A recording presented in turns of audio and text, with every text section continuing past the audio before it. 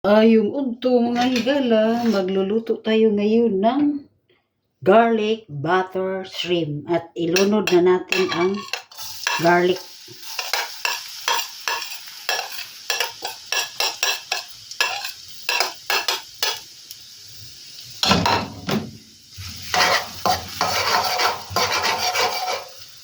Ayan, okay na ang garlic. Ilunod na natin ang shallots na madami ding shallots.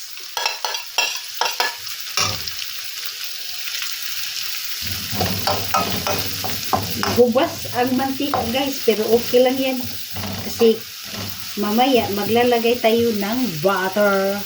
Ayan, maglagay na tayo ng butter at kailangan muna natin ang apoy.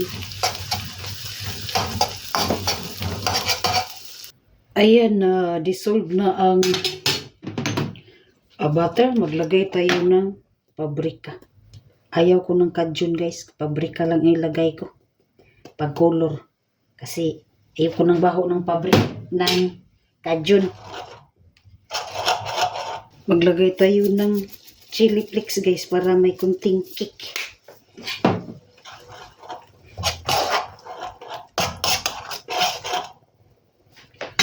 Tapos black pepper.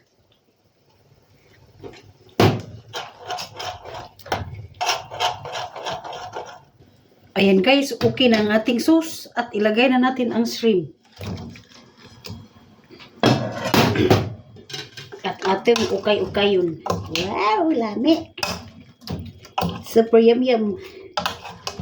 Maka sayaw kas kalami. Wow, sarap na ito. Ang sauce ulam na.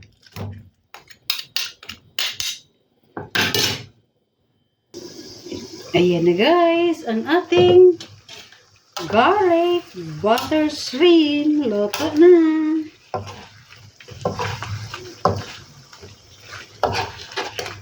Ayan guys. Uy. Alala. Isaran ang manok.